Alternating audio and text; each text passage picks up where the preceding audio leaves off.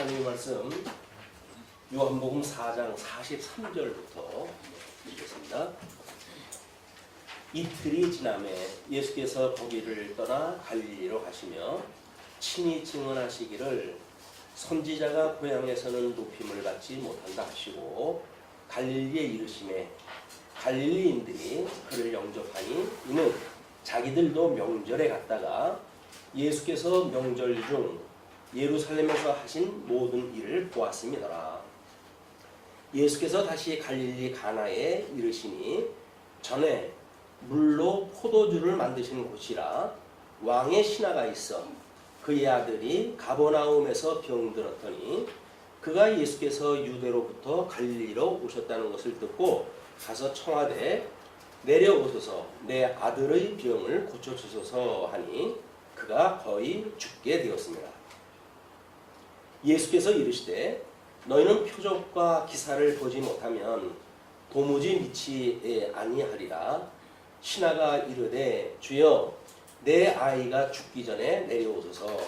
예수께서 이르시되 가라 내 아들이 살아있다 하시니 그 사람이 예수께서 하신 말씀을 믿고 가더니 내려가는 길에서 그 종들이 오다가 만나서 아이가 살아있다 하거늘 그 낳기 시작한 때를 물은즉 어제 7시에 열기가 떨어졌나이다 하는지라. 그의 아버지가 예수께서 내 아들이 살아있다 하신 말씀하신 그때인 줄 알고 자기와 그 온 집안이 다 믿으니라. 이것은 예수께서 유대에서 갈릴리로 오신 후에 행하신 두 번째 표적이니라. 우리가 주보에 나온 대로 하나님의 나라로 오셨던 그 오심에 대한 것을 3장부터 5장까지 소개가 됐다고 했어요. 첫 번째는 니고데모를 통한 증거였었고, 두 번째 세례 요한을 통한 증거였었고, 세 번째 사마리아 여자를 통한 증거였었고, 네 번째 오늘 4장 43절로 5장까지가 예수 자신의 증거입니다. 장별로 우리가 나가면 좋겠지만 4장 43절부터 우리가 내용을 잡아놨어요. 왜냐하면 이 신약성경의 장절은 신학자들이 나눈 것이 아니라 인쇄업자가 그것도 또 마상에서 여행 중에 이걸 정리했다 했다고 그런 거 속설이 있습니다. 그렇기 때문에 이 신약성경 구약도 마찬가지지만 어떤 장절에 너무 매이는 것은 성경의 뜻하고는 달라요. 그렇기 때문에 우리가 이 성경에 특별히 신약성경에서는 장구분이나 절구분 이런 것들에 자칫 잘못하게 되면 우리 본문의 어떤 그 논지를 놓치기가 쉽습니다. 그래서 4장 33절로 우리 5장의 내용으로 그렇게 합해놓은 것은 예수 자신의 증거라고 하는 큰 제목으로 봤을 때 그게 맞습니다. 그러나 이거를 분석한 사람이 4장의 내용은 우리 4장 있었던 43절부터 54절까지는 갈릴리에서 있었던 일이고, 그 다음에 5장 1절서부터는 예루살렘에서 있었던 이야기예요. 그래서 장소를 기준으로 구분을 한다면 성경의 장절로 나눠놓은 것이 맞지만 의미 중심으로 본다고 하면 예수 그리스도 스스로가 증거한 내용이라고 하는 관점에서 보게 되면 5장으로 이게 넘어와야 됩니다. 그런 의미로 5장으로 이걸 우리가 포함시켰다고 이렇게 이해를 했다 하시고요. 그 다음에 4장 33절로 54절까지가 왕의 신하의 아들을 고쳐주심으로 증거하는 내용입니다. 헤롯 안디바의 그 신하라고 이제 보통 신학자들은 이야기를 다 하고 있는데, 그런 그 이야기는 이 예수님이 예루살렘에 내려갔다가 6월절 절기를 마치고 좀 올라오셨는데, 올라오셨을 때 예루살렘에서 봤던 그 이적을 행하는 걸 봤던 사람들이 예수님을 알아보고 많이 모여요. 이제 그런 많이 모이는데 예수님께서는 다시 갈릴리 가나 지역으로 가가지고 전에 물로 포도주를 만드신 곳입니다. 물로 포도주를 만드심으로 해서 이제 그 결혼식을 통한 회복의 역사가 어떻게 만난 포도주를 먹는 회복의 역사로 되어지는가, 이런 구약 성경이 예를 들어 가지고 우리가 하나님 나라의 임재에 대한 모습을 우리가 확인하다 했거든요. 바로 그 지역에 갔더니 마침 예수님이 온다고 하는 소리를 듣고 이제 벼슬아치가 예수님한테 와가지고 내 아들의 병을 좀 고쳐주십시오 라고 요청을 했다 했습니다. 근데 예수께서 이르시되 병을 고쳐달라고 그러니까 너희는 표적과 기사를 보지 못하면 도무지 믿지 아니하리라 라고 이야기했다 해요. 근데 그 이야기는 뭐냐면 우리 그 구약성경 간지에 우리 참고용을 보게 될 것 같으면 주보에는 6단락으로 이걸 나눠놨습니다. 내용 중심으로 해가지고. 그러나 이거를 어떤 논리로 보건데 네 논리가 있어요. 네 꼭지가 있어가지고 그 네 꼭지로 나눠놨는데 그 4장 43절부터 54절까지는 예수 그리스도의 사역의 성질이라고 이렇게 이야기를 했어요.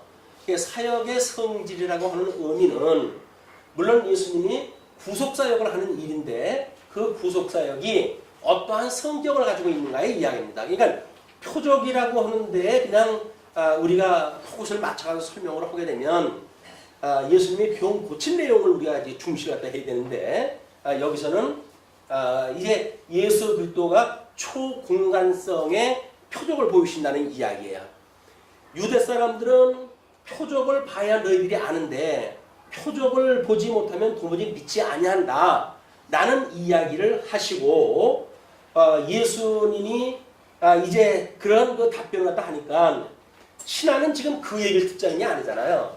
그러니까 이제 우리 아이가 죽기 전에 내려오십시오 라고 이야기를 합니다. 그러니까 예수께서 이르시되 가라 내 아들이 살아있다 라고 이야기를 해요.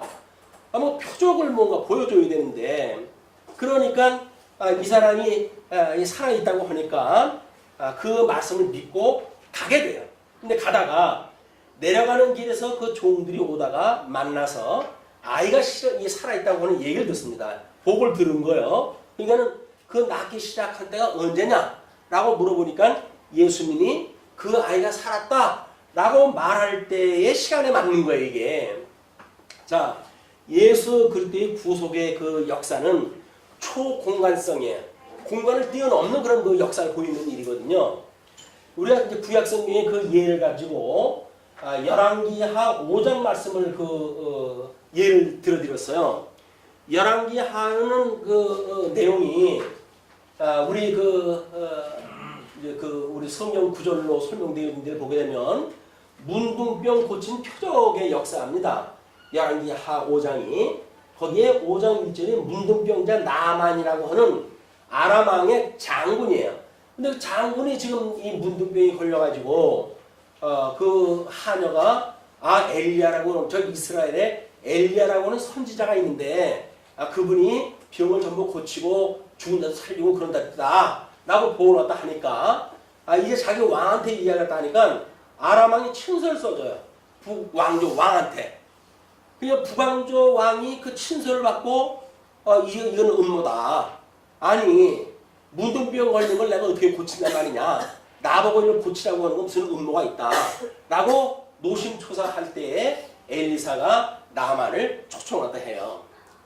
나한테 보내라. 라고 이야기했다 했더니 나만이 왔는데 엘리사가 나만한테 하는 처방이 뭐냐면 요단강에 가지고 문을 7번 담가라. 라고 이야기했다 해요.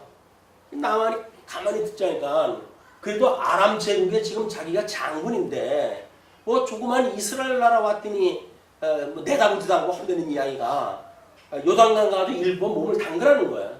아니 우리 동네는 요단강보다 나은 물이 없어가지고 지네가 지금 여기다 담그란 말이냐?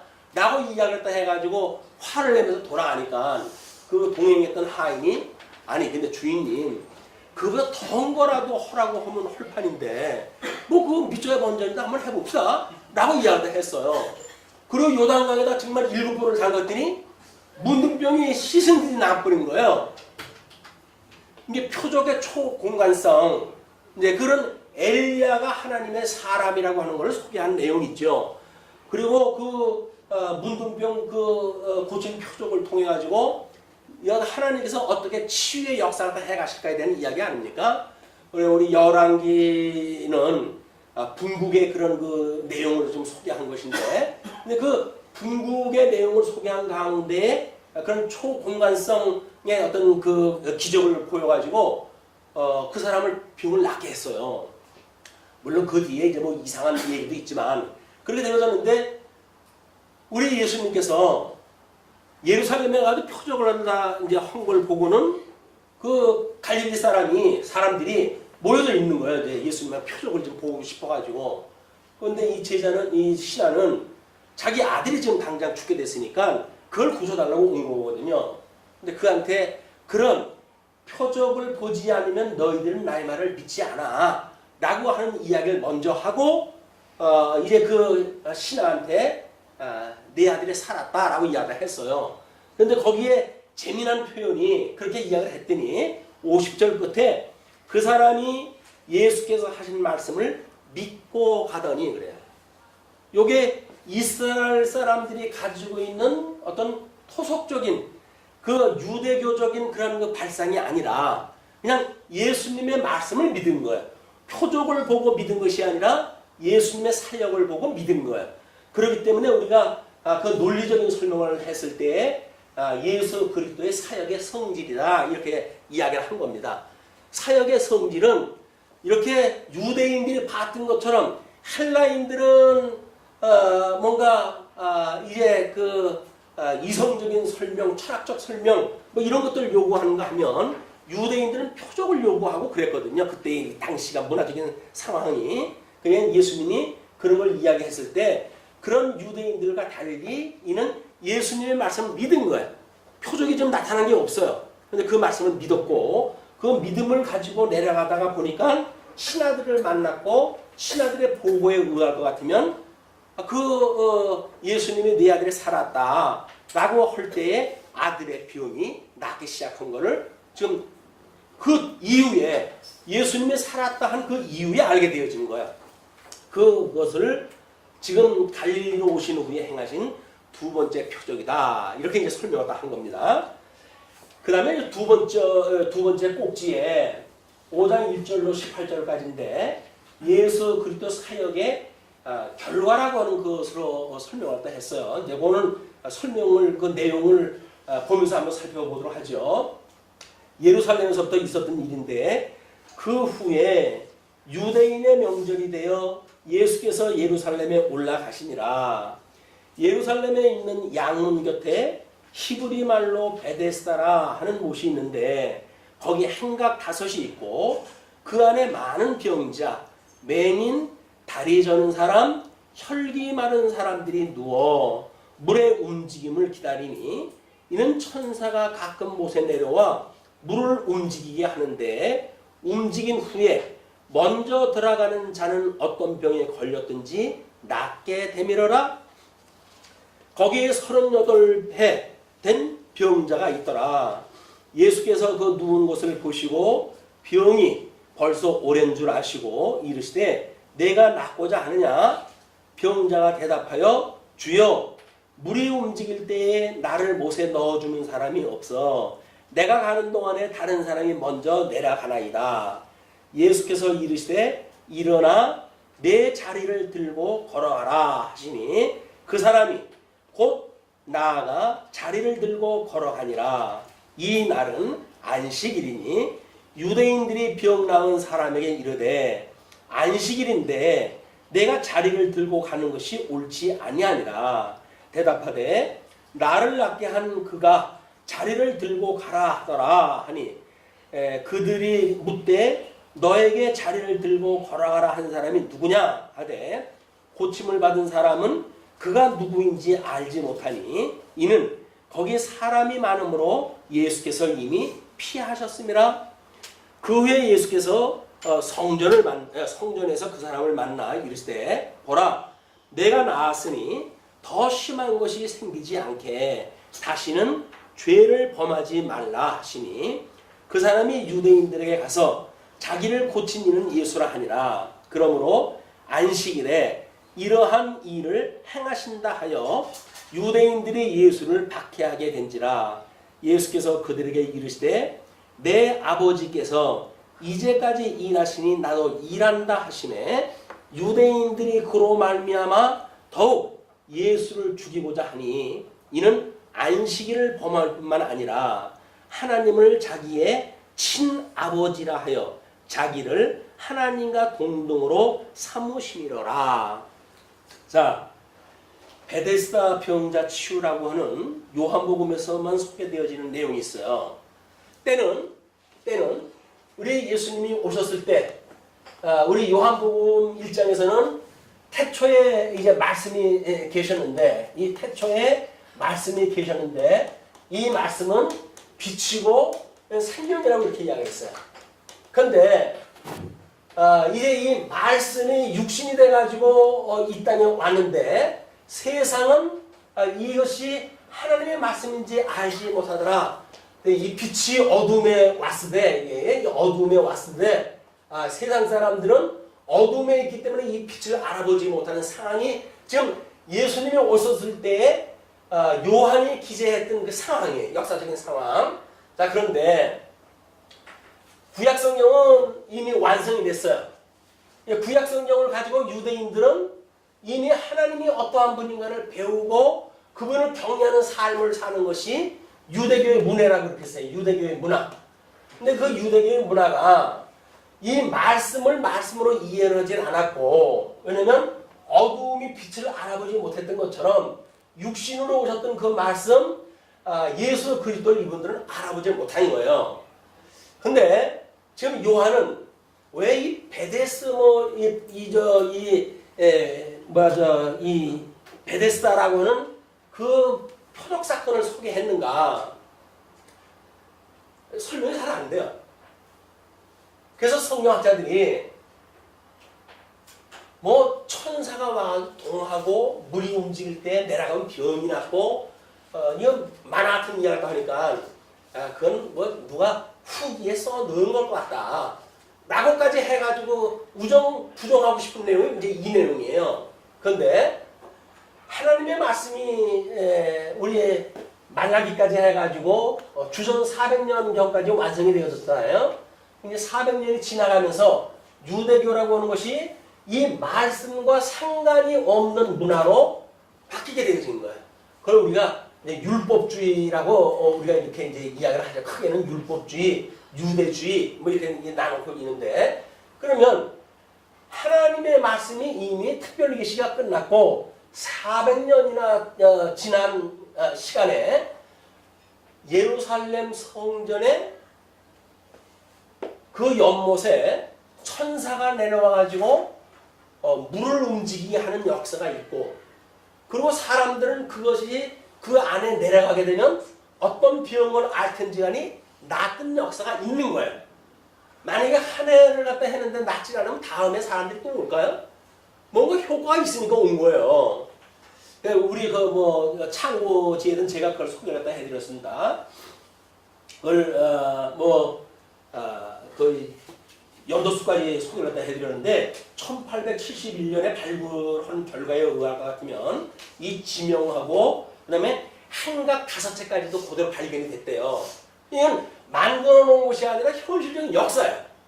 현실적인 역사인데, 그러면 특별 계시가 끝나고 예수님이 오셔서 공생애를 다 시작할 때까지 어떻게 그런 일이 있었을까? 이때 있었던 성경에 기록되지 아니한 특별한 섭리, 그럼에도 불구하고 이러한 그 섭리가 과연 하나님의 이 구약 성경의 언약하고는 어떠한 상관관계가 있는가? 이 상관관계가 확인이 되어져야 이것이 예수 그리스도에 대한 뭘 말하는지를 우리가 알 수가 있단 말이에요. 자, 하나님의 말씀이 이미 400년 전에 이게 끝이 났고, 그거를 여러 시대도 복잡한 시대를 건너갔지만 이 유대인들은 하나님의 말씀을 제대로 이해하지 못하는 상황에 있을 때에 하나님께서는 이런 일반 섭리를 지금 펴가신 거예요. 자, 그런데 이때에 환자가 38년이나 된 환자라고 합니다. 38년. 그럼 이게 38년이라고 하는 그 이야기는 우리 성경에서 그 근거를 찾아볼 것 같으면 우리가 이렇게 내용을 이제 봤으면 좋겠어요. 그 38년이 신명기 2장 14절 보시게 되면 가데스바네에서 떠나 세레 시나에 건너기까지 38년 동안이라 이때에는 그 시대의 모든 군인들이 여호와께서 그들에게 맹세하신 대로 진중에서 다 멸절되었나니. 그냥 요 38년이라고 하는 그 기점은 뭐냐면 하나님께서 이 출애굽을 갖다 한 1세대, 이 1세대가 전부 세대 교체가 되어진 거예요. 이 세대 교체가 되어진 시점이 38년이에요. 그러면 38년 이후에 신세대의 새로운 세대에게 재교육을 갖다 하고 이 재교육이 이 가나안 땅까지 이제 들어갑니다. 요단강을 건너가지고 이 가나안 땅에 들어가기 직전에. 그러니까 38년이 되어진 이후에는 2세대 새로운 세대들만 여기에 이제 있게 되어진 거예요. 요 세대는 요단강을 건너가지고 하나님이 약속한 가나안 땅에 들어갈 사람들이에요. 들어갈 사람들인데 그런데 지금 창세기 3장 24절 보시게 되면 안식에 대한 그런 그 이야기가 나오잖아요. 그러면 안식에 대한 이야기도 모형적인 안식은 뭐냐면 광야 생활을 끝나고 이 사람들이 약속의 땅, 가나안 땅 들어가가지고 하나님 나라를 이루고 살 때 여기서 얻게 되어지는 것이 안식이에요. 모든 광야의 방황을 끝내고 하나님이 약속한 땅에서 하나님 나라의 백성으로 안식을 누리며 살아가는 때가 안식의 때니까 지금 이 섭리를 통해 보여주는 건 뭐냐면 38년 된 황자가 출애굽되어져 가지고 이미 나왔던 사람들이지만 광야에서 38년을 여행 갔다 했던 사람들이에요. 그런 사람들이 모든 세대 교체가 끝났고 새로운 세대는 요단강을 건너서 들어가야 되는데 그러면 이걸 가지고 유대인들은 이렇게 우리 모세 오경이 이야기했던 대로 이 베데스 연못에서 이 나타나는 현상은 천사가 와가지고 물을 동하게 한단 말이에요. 물을 동하게 하는 그런 그 역사를 통해 가지고 저게 무슨 의미일까? 성경에서 어떤 언약이 되어져 있는데 이런 현상이 일어나지? 라고는 해석을 했어야 될 거 아니겠어요? 근데 이 사람은 해석이 상관이 없어요. 왜냐면 들어가면 병 나니까 병 들어가서 병 낫는 걸 목적으로 이 사람들은 그 하나님의 섭리를 이해하다 했던 거예요. 요게 기능주의, 일 중심으로 해가지고 신앙생활을 하는 사람들의 이게 문제가 있는 거예요. 문제가. 우리는 이런 역사, 과거의 역사를 해석을 갖다 해야 현재 일어나는 일들에 대한 걸 이게 직시할 수가 있는 겁니다. 그래야 이게 장차 예수님이 오셔가지고 어떻게 이걸 이루신지에 대한 거를 우리가 예측을 할 수가 있는 거거든요. 그리스도가 왔다? 그럼 그리스도가 왔으면 십자가에 죽으시고 이렇게 부활하시네? 라고 하는 걸 볼 수가 있는 거 아닙니까? 근데 이 역사에 대한 과거, 현재, 미래에 대한 역사관 자체가 이미 성경적이진 않아요, 이 사람들은. 그러니까 어떻게든 자기네들의 몸에 좋은 현상만 있으면 유익을 삼고자 이렇게 살아가는 것이 종교생활이란 말이에요. 지금도 마찬가지죠. 교회 다니는 것이 우리가 이런 성경을 배우고 하나님이 어떠한 분인가를 깨닫고 그분을 경외하고 라고 하는 인생의 본분을 추구하는 것이 아니라 예수님을 믿으면 돈 잘 벌고 예수님은 건강하고 라고 하는 것이 교회 생활하는 목적이 되어져 가지고 신앙생활하는 것과 똑같은 거예요. 이 상황이. 그냥 이 종교 행위라고 하는 문화는 이미 예수님이 오셨을 때의 문화나 지금의 문화나 다를 것이 없는 거예요. 자, 그런데 우리는 이 물이 동한다고 하는 그것이 천사가 내려가지고 물이 동하는 거는 표적적인 사건으로 해가지고 놀랐습니까? 그런데 이스라엘 백성들이 요단강을 건너갈 때의 그 상황이 어땠죠? 모맹을 추수할 때라고 그렇게 이야기했어요. 그 모맥을 추수할 때는 장마철이 돼가지고 물이 요단강이 넘치는 범람할 때인데, 근데 제사장을 중심으로 해가지고 성막을 앞세워가지고 그 요단강을 발로 밟으니까 하나님께서 양쪽에 쌓아놔요. 물을 쌓아놔요. 이렇게 물을 쌓아놓는다고 하는 것이 진작에 드십니까? 아이, 말도 안 돼. 정말 말이 안 될까요? 하나님은 물을 갖다가 물주머니에 넣어 저 하늘에다가 물을 잔뜩 담은 구름은 공중에 띄워놓으면 물을 그 쌓아놓은 겁니까? 아니면 어떻게 한 건가요? 그거는 사람들은 자기네들 눈으로 보는 현상도 제대로 파악을 못하고 있어요. 그러니까 지금 이때가 왜 요단강 그 모맥 추수 때라고 봐야 되는가에 대한 문제가, 이때 그 표적이 일어났던 사건의 절기예요. 절기가 예루살렘으로 내려갔을 때 많은 신학자들은 아마 지금 여기서 말했을 때 6월절에서 올라왔다가 얼마 뒤니까 막 이것이 우리 맥추절 정도가 되지 않겠느냐라고 보는 사람들도 있어요. 칼빈을 필두로 해가지고. 다른 사람들은 그건 아닐 거다. 아마 그 6월절이라고는 또 절기를 이야기하는 거기 때문에 막 6월절의 절기로 이걸 봐야 된다 이렇게 보는 사람도 있고, 성경에 근거가 없는 거예요. 왜 그걸 맥추절은 맥추절로 봐야 되는지, 또는 6월절이면 6월절로 봐야 되는지, 그걸 이제 알 수가 없는 거예요, 이 사람들은. 근데 우리 성경의 이 원리를 보니까 40년 광야 생활이 끝나고는 요단강을 건너갈 때 우리는 이때가 맥추절이라고 보는 거예요. 왜냐하면 출애굽을 갖다 했을 때 우리는 이때가 6월절이라고 이렇게 이야기했어요. 6월절. 그 유대교에서는 시내산에서 이 율법을 받을 때를 이거를 77절 맥추절이라고 얘기해요. 맥추절.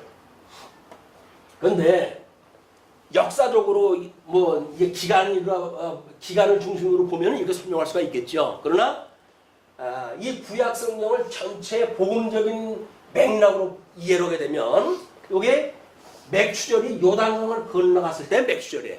왜냐면 광야에서는 농사를 짓던 시절이 아니에요. 맥추절은 의미가 없어요. 그리고 요단강을 건너갔을 때 만나가 끝이 나고 이쪽에서 생산되어지는 소출을 먹게 되기 시작을 합니다. 그게 맥추절의 의미란 말이에요. 또 신학적인 논리로 보게 되면 예수님이 승천을 갖다 하시고 성령을 보내주잖아요. 이 성령이 오시게 되면 너희들이 권능을 얻고, 그리고 예루살렘과 유대와 사마리아와 땅 끝까지 이르러서 나의 증인이 될 것이야 라고 이야기하지 않았어요. 이것이 성령이 오실 때가 오순절이에요. 오순절, 77절, 맥추절. 그러니까 이 신약 성경의 실체적인 구조나 구약 성경의 모형적인 구조나 같을 거 아니겠습니까? 이거에 대한 예표적으로 이 설명을 한 거니까.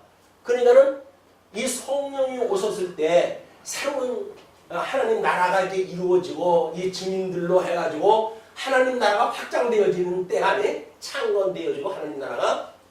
그렇기 때문에 예수님이 오셨을 때 물론 제자를 삼아가지고 하나님 나라가 시작이 되어졌다고 그랬어요. 그러나 본격적으로 성령이 오셔가지고 하나님 나라 이루는 것이 사도행전 이후에 우리 역사란 말이에요. 그러니까 이런 신약 성경의 구조에 의할 같으면 구약 성경도 요단강을 건널 때에 맥추절이 돼야 돼요. 77절, 오순절이 돼야 돼요. 그래서 만나를 먹고 살던 시대가 아니라 이제는 성령이 오셔가지고 하나님 나라를 확장하는 그런 때가 돼야 된단 말이에요. 요게 구약 성경의 논리로 보건데 이 명절은 77절, 맥추절, 오순절이 맞다. 그리고 그것은 우리 이 모형적으로 보여줬던 그 사건에 의할 것 같으면 아마 예수님이 지금 오순절에 갈리로 내려가서 이 사건이 벌어진 거 아닙니까? 그렇다고 한다면 짐작컨대 아마 오순절쯤 해가지고 천사가 내려와가지고 물을 요동을 쳐주지 않았을까 그런 생각이 들어요. 왜? 오순절을 기억하라는 이야기예요. 오순절이 와야 너희들이 하나님 나라가 도래한다? 라고 하는 걸 이야기하는 거니까 병 낫는 거에 신경 쓰지만 말고 왜 천사가 내려와서 물을 갖다 동하는지 그 원인을 구약 성경에 찾아봐라. 그런 그 이야기죠. 그런데 성경을 맡고 있는 유대인들은 성경 내용을 통해 가지고 이런 현상에 대한 걸 해석할 생각은 안 하고 율법을 지키는 데만 관심이 있었던 거예요. 예수님이 가가지고 이제 여기서 38년 된 황자니까 가나안 땅에 들어갈 사람 아닙니까? 그럼 이제 안식을 얻을 사람 아닙니까? 근데 안식을 누리지 못하고 지금 병상에 누워져 있는 거 아니에요? 그러니까 예수님이 뭐라 그래요? 일어나 가라. 일어나 가라. 일어나 가라는 이야기는 뭐예요? 이제 하나님 나라의 안식을 누려라. 그런 그 이야기예요. 하나님 나라의 안식을 누려. 이 구약성에 언약되어진 대로 너는 이제 38년 광야의 모든 고난이 끝났고 여기 들어갈 시간이 됐으니까 너는 이제 일어나 가. 이렇게 이야기하는 거예요. 근데 거기에 가로를 치고는 뭐라 그랬어요? 그날이 안식일이더라. 안식일이더라. 요한이 지금 이건 논리적으로 쓴 거예요. 1장에서부터 이거를 뭐 며칠간 걸려가서 썼는지는 모르지만 논리적으로 같은 대상들에게 이 동일인이 기록을 했다 하는 성경이니까 요한복음 자체에 논리적 모순이 있을 수가 없습니다. 그렇다고 한다면 이때의 그 연못에서 일어났던 그런 그 일은 바로 이스라엘 백성들이 어떻게 요단을 건너가지고 하나님 나라를 누리고 사는지, 하나님 나라 사는 사람들이 안식을 누리는 것이 무엇인지 요 내용을 소개한 건데, 이 사람들은 지금 뭐라 그래? 율법주의는 안식을 해쳤다고 해가지고 시비를 거는 거거든요. 안식일날 걸어가는 건 마땅치 않아. 그것도 이 율법주의자들에 의할 것 같으면 예루살렘 성전에서 안식일날 무엇인가를 가지고 자기네 집으로 가는 일은 돌로 맞아 죽을 일이에요. 매우 중대한 사건이 그 사건이 그냥 성경 한 줄을 썼으니까 또 우리는 그 문화를 모르니까 뭐 그게 좀 어려운 일이었었는가 보다 시비거리였었는가 보다 그러지만 돌로 마땅히 맞아 죽어도 할 말이 없는 법적으로 율법주의자들이 그래 이 명문화되어진 사항이란 말이에요. 그런 그 상황 속에 이제 이 사람이 들고 가니까 사람들이 그건 옳지 않다라고 이야기를 한 거야. 자, 그렇게 옳지 않다고 이야기를 했을 때 사람들이 그렇게 됐죠. 지금 바람으로 한 장 넘어갔어요. 그러면 지금 이 환자는 그냥 예수님이 걸어오라 했으니까 38년 동안 걷지 못하던 사람이 걸어나가지고 이 살아났다는 이야기는 그냥 펄쩍펄쩍 뛰어야 될 일 아닙니까? 그럼 온 주변의 사람들이 박수를 보내고 뭐 할렐루야 하고 하나님 영광 돌려야 되고 그럴 일이 아닌가요? 그런데 요 율법주의라고 하는 요런 사람들의 특징은 상관이 없어요. 다른 사람의 그런 행복, 다른 사람의 그런 아픔으로부터의 어떤 회복 이런 관심이 없어요. 율법에 맞느냐 안 맞느냐 요것만 가지고 보니까 그 엄청난 표적 사건 이후에 정죄를 갖다 하는 사건이 이제 임하게 되어진 겁니다. 그러니까 물어볼 수밖에 없잖아요. 너 지금 안식일날 뭐 하는 거야? 라고 이야기를 하니까 나를 고쳐준 사람이 가져가라 그랬어. 라고 이야기했더니 누가 그랬는데? 라고 이야기했는데 예수님이 그걸 알고 이미 많은 사람들 속에 숨으셨어요. 왜냐하면 안식일날 또 다음 안식일날 이야기를 계속을 해야 되거든요. 그 사람들이 그 후에 14절에 그러잖아요. 그 후에 성전에서 그 사람을 만나 이르시되 보라 내가 나았으니 더 심한 것이 생기지 않게 다시는 죄를 범하지 말라. 더 심한 죄가 뭐가 있을까요?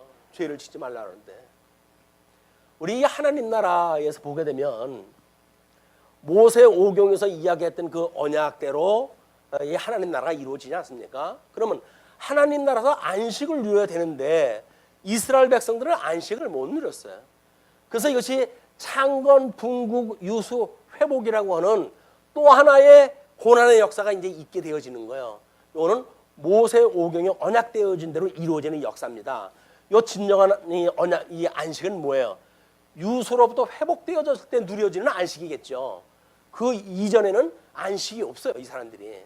그렇기 때문에 이 안식을 누리는 더 큰 죄를 범하지 마라. 그 이야기는 너 구약 성경이 이렇게 해가지고 바벨론의 포로로 끌려가고 아수르는 이미 아수르의 북쪽 이스라엘은 멸망이 되어지고 그래가지고 수많은 너희 민족들이 죽고 그랬어. 너희들이 과거 이 역사서의 내용은 알지? 그러니까 너희는 그렇게 하지 마라. 이제 그런 그 이야기를 하는 거예요. 그 이야기는 환자한테 하는 이야기도 하지만 이 성경을 보고 있는 모든 독자한테 하는 이야기예요. 구약 성경에 이렇게 보여주는 것들을 너희들이 값없이 여기고 경히 여겨서 귀뚱으로 듣는다고 한다면 너희들은 예수님이 왔을 때 너희들은 심판에 명하고 마라. 그 이야기예요. 너희들은 심판에 멸하고 마라. 그러니까 구약 성경을 알면 아는 것만큼 여기서 너희들은 정신 차리고 살아야 돼. 예수님을 너희들이 구주로 영접을 갖다 하고 진정 그분의 하나님의 나라가 어떠한 것인지를 알고 그래 살아가야지. 병이 났고 예수님이 왔다고 해가지고 구원받았는데도 불구하고 그거를 제대로 너희들이 이 하나님 나라에서 어기지 않고 산다는 이야기는 이 하나님 나라 하나님 뺏어버리고 말 거야. 이 구약 성경에 언약되어졌던 하나님 나라를 400년 동안 이들이 누리고 살지 못하도록 했던 섭리가 이때도 이렇게 될 것이니까 너희들은 더 큰 죄를 짓지 않도록 해. 그렇게 이야기를 하는 거란 말이에요. 그렇게 해가지고 이제 그렇게 이야기를 했더니 예수님을 봤잖아요. 이 사람이 38년 된 병을 고쳐준 사람이에요. 그러면 어떻게 해야 될까요? 붙들고 절이라도 해야 되는 거 아니겠어요? 근데 이상한 사람이에요, 이 사람도. 뭐냐면 예수님한테 성전에서 이제 그렇게 이야기했더니 유대인한테 가가지고 자기를 고친 이가 예수다라고 직고를 갖다 해요. 그런데 정말 그 영광을 알려주기 위해서 직고를 했을까?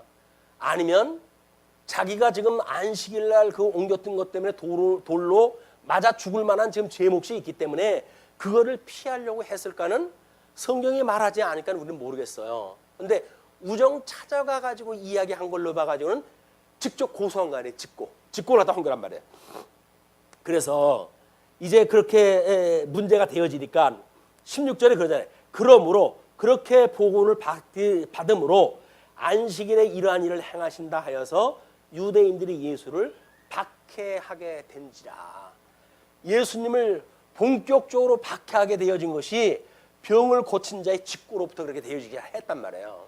성경이 말하지 않은 건 아닌 것 같아요. 말을 갖다 했는데 이미 우리 빛과 어둠을 일반으로 쓰시는 하나님께서 병을 고쳐준 자가 이스라엘 나라를 이렇게 회복해준 자가 더 많은 죄를 짓지 말라고 했음에도 불구하고 더 많은 죄를 져가지고 예수님한테 구원을 받았던 신약 백성들이 하나님 나라를 누리고 살지 못하는 것처럼 막 그런 걸 보여주는 암시하는 내용이라고 보여집니다. 그래서 이제 그렇게 예수를 박해하게 되어졌는데 예수께서 그들에게 이르시되 내 아버지께서 이제까지 일하시니 나도 일한다? 라고 이야기하는 거예요. 안식일날로 환자 고치는 게 말이 돼? 그래가지고 시비를 갖다 거는 거 아니에요. 그럼 이제 안식일이라고 하는 것이 하나님이 우리 7일 창조가 끝나고 이 창조가 끝나고 6일 창조가 끝나고 그리고 7일째 하나님께서는 안식하셨더라 이렇게 이야기해요.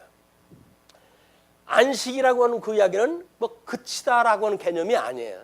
안식이라는 이야기는. 그런데 하나님께서 에덴 동산을 병설하시고 우리 아담을 에덴 동산으로 끌어들이잖아요. 그리고 여기서 이제 행위 언약과 은혜 언약을 약속을 했다 했는데 불순종으로 인해 가지고 하나님께서 이들을 내쫓잖아요. 그러니까는 안식을 이들은 이 불순종되어진 사람들은 에덴에서 이 안식을 누리지 못한 사람들이에요.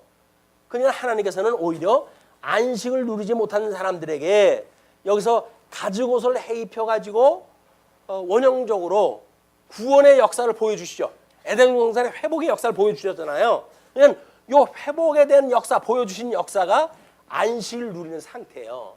그런데 그걸 시간적으로는 이제 불순종해서 세상에 쫓겨나가지고 세상에서 벌어지는 일로 여기 흘러 여기까지 온 거 시간적으로 해가지고는 이 시간적으로 여기까지 왔고 그래서 이 불순종에 있던 사람들은 빛이 어둠에 왔을 때 이 빛을 알아보지 못하는 죄의 사망 권세 아래 놓여져 있는 상태로 있던 사람들이다.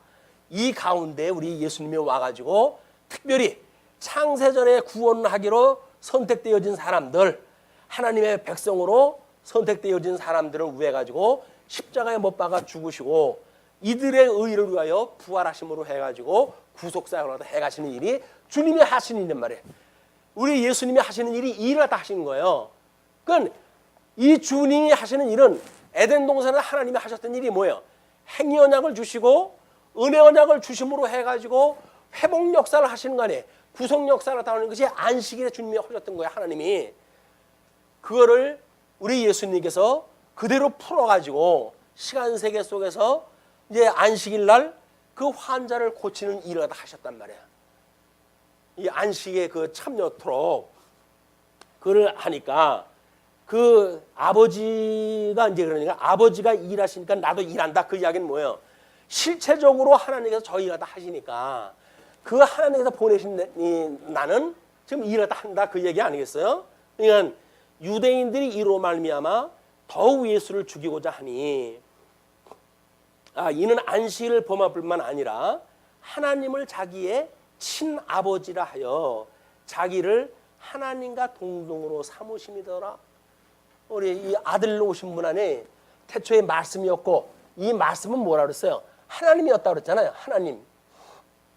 그러면 하나님이 지금 육신이 돼가지고 이 땅에 오셨어요. 우리 예수님은 중보자 예수로 해가지고 오셨으면 당연히 하나님이죠. 그런데 하나님을 아버지라고 불러 친아버지라고 부르고 뿐만 아니라 하나님하고 자기가 동등시했다고 하는 걸로 해가지고 시비가 벌어진 거예요. 자, 그러면서 세 번째 꼭지가 19절로 29절까지 예수 그리스도의 사역의 근원이에요. 우리가 어떻게 보게 되면 이제 아마 논문을 쓴다든지 이렇게 하게 되면 제일 먼저 사역적 근거를 쓰고 그다음에 근원을 쓰고 거기에 이제 사역의 내용이라든가 사역의 성질이라든가 라고 하는 걸 쓰는 것이 순서 아니겠어요? 근데 지금 여기서는 정반대로 사실을 먼저 하나님께서 주님께서 하시고 그 하신 일에 대하여 그런 그 성격이 무엇인지 설명을 다 하신 뒤에 그리고 그것이 그 근원이 어디로부터 말미암은 건지 설명을 다 하는 거야. 그러니까 이 말씀이신 예수님께서는 성부 하나님께서 성자 하나님을 이 땅에 보내신 분 아니에요? 우리는 성부 하나님을 뭐라 그러죠? 이 성부 하나님을 영광의 본체가 되신다 그랬어요. 영광의 본체가 되시고 이 하나님께서 보내셨던 성자 하나님은 영광의 광채가 된다 그랬죠. 영광의 광채. 그 이야기는 뭐예요? 하나님이 이렇게 언약 성취 섭리했다 하시니까 예수님이 오셔가지고 한 것이 영광의 광채로 드러난 거란 말이에요. 당연히 예수님은 하나님이 하신 일을 다 하셔야 되겠죠. 구약의 언약된 여진대로 하셔야 되겠죠. 그건 아버지가 하시지 않은 일은 난 하지 않는다. 그런 그 이야기예요. 그 이야기를 이렇게 이야기를 하는 거예요. 그러므로 예수께서 그들에게 이르시되 내가 진실로 진실로 너에게 이르노니 아들이 아버지께서 하시는 일을 보지 않고는 아무것도 스스로 할 수 없나니 아버지께서 행하시는 그것을 아들도 그와 같이 행하느니라. 그를 우리 이 신약성경에서는 뭐냐면 우리 하나님의 이 본체가 되시고 성자 하나님은 영광의 광채가 되어진다고 하는 걸로 표현을 하는 거예요. 아버지의 이런 원형의 역사가 있어야 그걸 계시하시는 예수 그리스도의 역사가 있게 되어지니까 그렇습니다. 그러면서 아버지께서 아들을 사랑하사 자기가 행하시는 것을 다 아들에게 보이시고 또 그보다 더 큰 일을 보이사 너희로 놀랍게 여기라 하시리라. 예수님은 여기서는 이제 모형적으로 양을 잡아가지고 제사를 드리고 그랬지만 예수님은 직접 십자가에 죽으셔가지고 사망 권세를 철장 권세를 이기시고 그리고 부활하시고 승천하시는 놀라운 역사를 갖다 이제 하실 분 아닙니까? 그러니까는 그런 걸 더 크게 여기게 하시리라.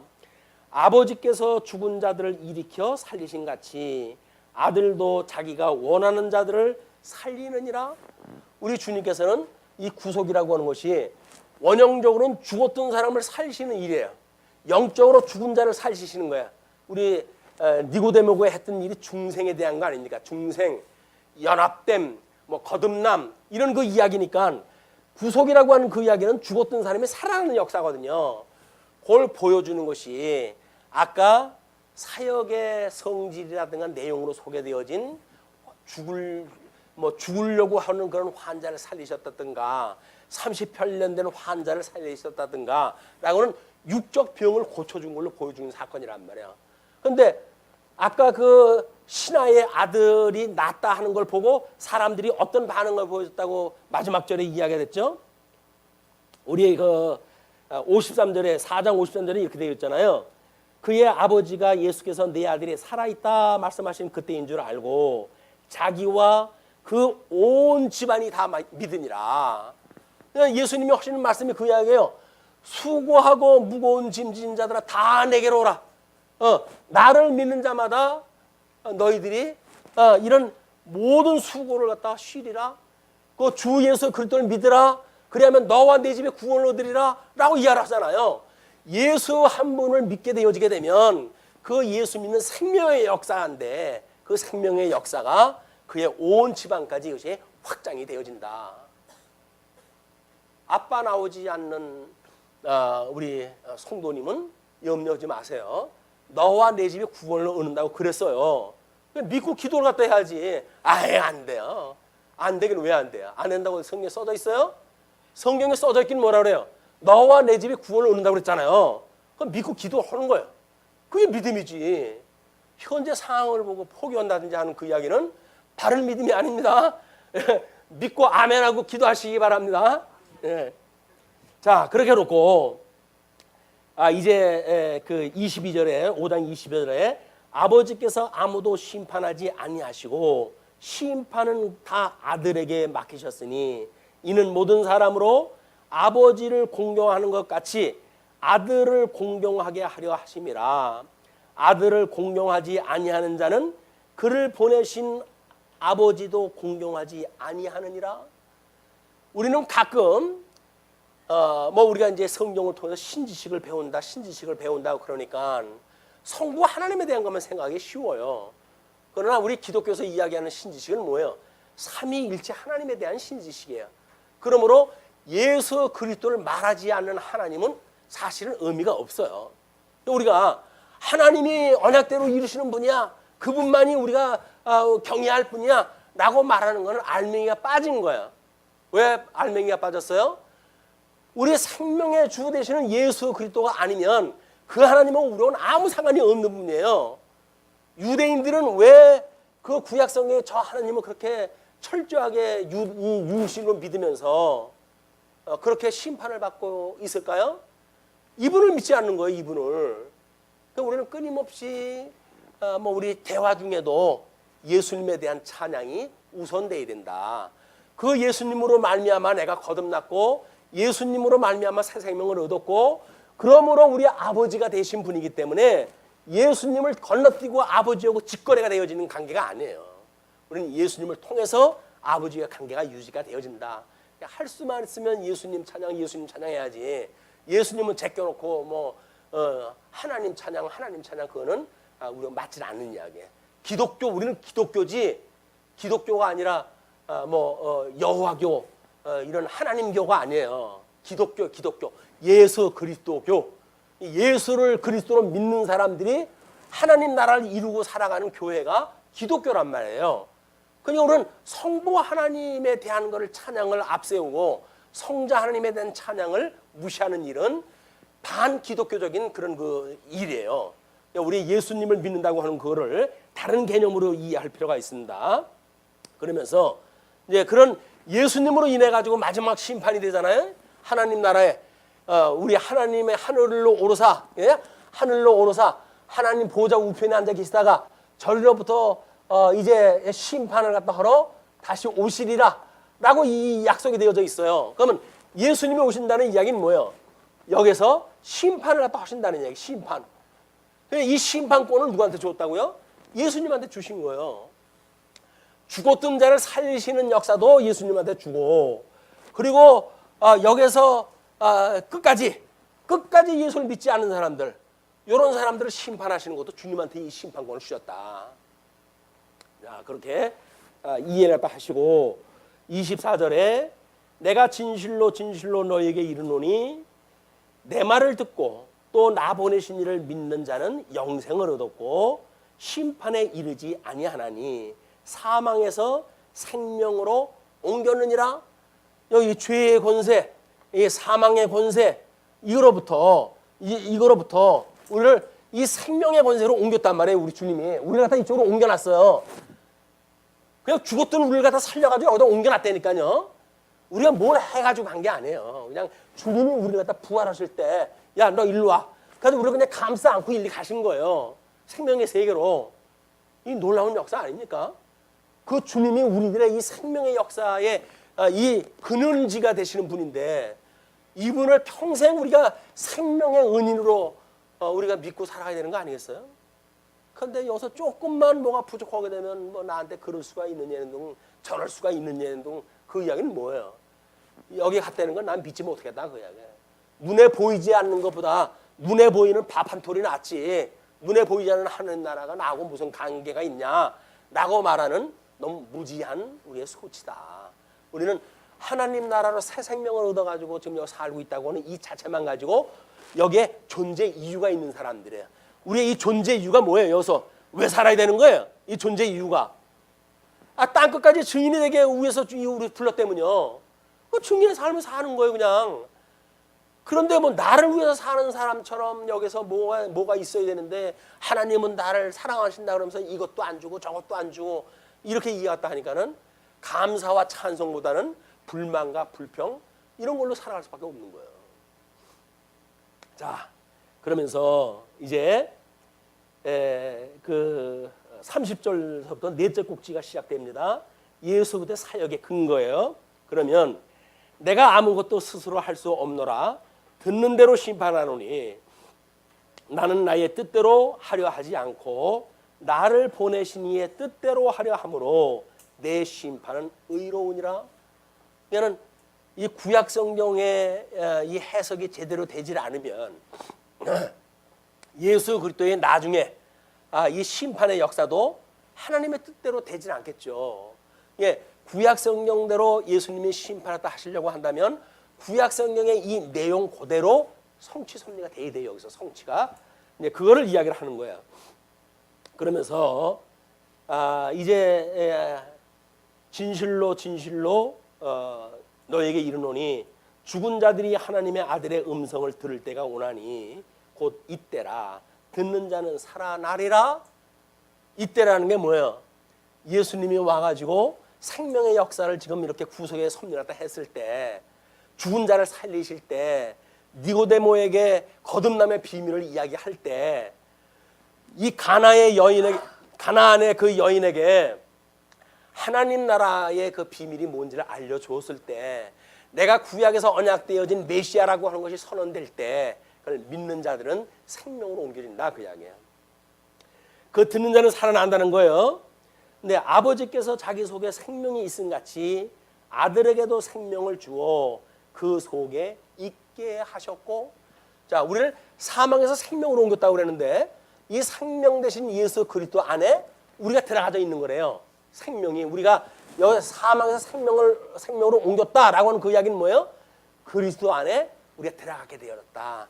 연합되어졌다. 한 몸을 이루게 되어졌다. 그런 그 이야기예요. 하나님 나라에. 또 인자됨으로 말미암아 심판하는 권한을 주셨느니라. 이는 놀랍게 여기지 말라. 무덤 속에 있는 자가 다 그의 음성을 들을 때가 오나니, 마지막 날 이제 심판하다 이제 그 마지막 부활이 있을 때에 선한 일을 행한 자는 생명의 부활로, 악한 일을 행한 자는 심판의 부활로 나오리라.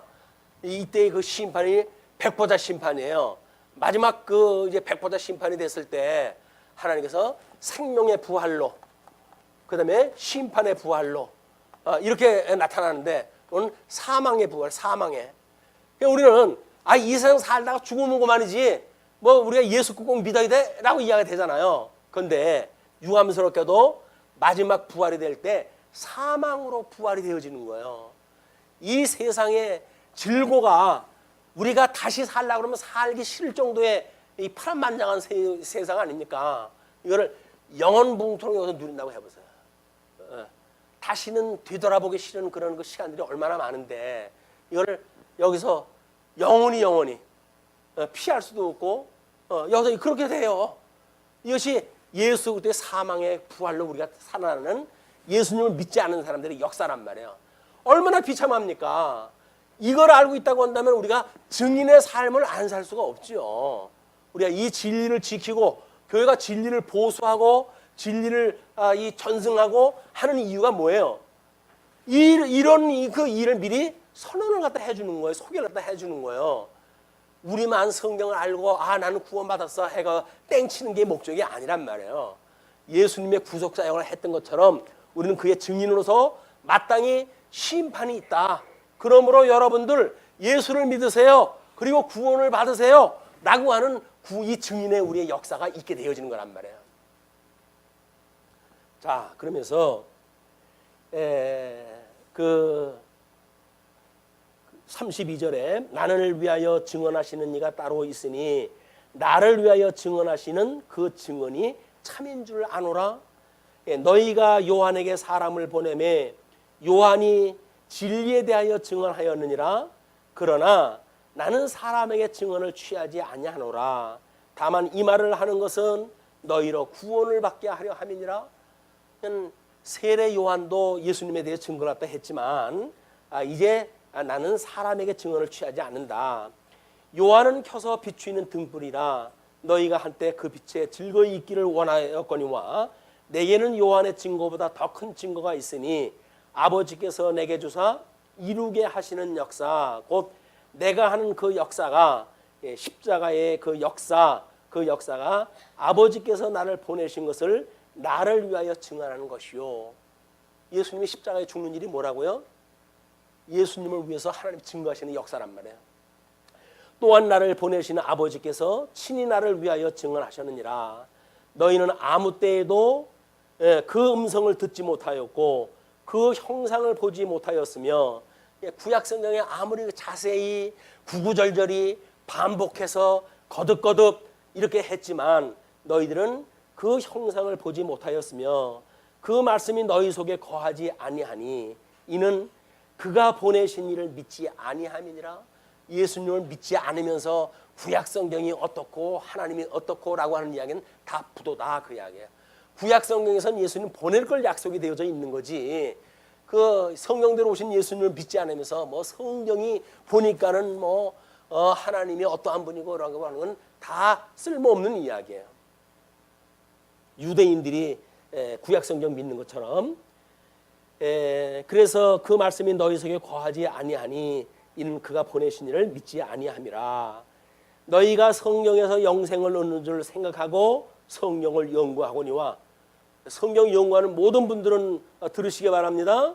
너희가 성경에서 영생을 얻는 줄 생각하고 성경을 연구하거니와 이 성경이 곧 내게 대하여 증언하는 것이라. 모든 성경이 예수님에 대해 증거를 갖다 한 거예요.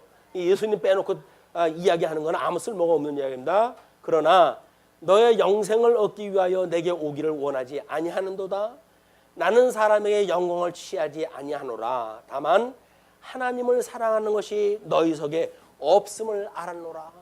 예수님을 배척하는 그런 그 무리들한테 너희들은 하나님을 사랑하시는 인간들이 아니야 라고 정죄를 하는 거죠. 그러면서 나는 내 아버지의 이름으로 왔음에 너희가 영접하지 아니하나 만일 다른 사람이 자기 이름으로 오면 영접하리라.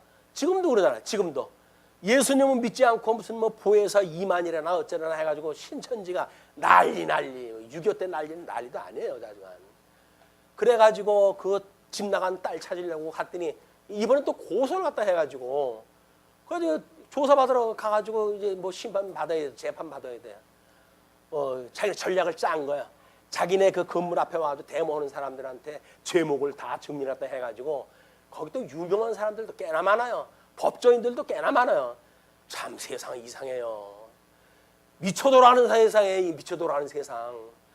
말도 안 되는 그런 이 이야기를 다 듣고는 세상에서 배웠다고 하는 사람들이 거기 들어가지고 그 일들을 하니 이게 참 하나님이 하시지 않는 일이 아닐 수가 없는 거야. 하나님이 하시는 일이야. 망하게 하시는 일이다. 너희가 서로 영광을 취하고 유일하신 하나님께로부터는 영광은 구하지 아니하니 어찌 나를 믿을 수 있느냐? 영광의 본체 되신 하나님을 하나님께서 광채로 나를 보내주셨음에도 불구하고 너희들이 하나님께로부터 오는 영광, 광채 이걸 구하지 아니하니 어찌 나를 믿을 수 있겠냐? 성경을 너희들이 연구한다고 한다면 끊임없이 예수님에 대해서 봐야지. 예수님이 어떻게 구속이 되어졌고 어떤 사람은 어떻게 해서 예표적으로 예수님을 예표하는 인물이고 어떤 사건이 예수님에 대해서 예표로 하는 하나님 나라의 사건이고 이런 걸 배워야 될까요? 구약 성경을 공부하면서 그런 건 다 빼버리고 그리고 뭐 문자적으로 뭐 역사적으로 설명했다 하면서 구약 성경을 설명한다는 이야기는 성경의 원리에 맞지 않습니다. 모든 성경은 예수님에 대해서 성경의 해석이 떨어져야 돼요. 그래서 모든 구약 성경은 문자적으로 예수 그리스도에 와가지고 전부가 이게 성취가 돼야 돼요. 모든 역사적 성취는 예수님 때 와서 다 성취가 돼야 돼요. 모든 신학적인 설명은 예수님 때 와서 다 설명이 돼야 돼요. 그래야 이분이 복음서를 통해 가지고 언약했던 그 새 언약이 성령이 오신 이후로 그 새 언약이 이루어지는 하나님 나라를 우리가 보게 되어지는 겁니다. 그 성령 해석의 원리예요. 그러므로 내가 너희를 아버지께 고발할까 생각하지 말라.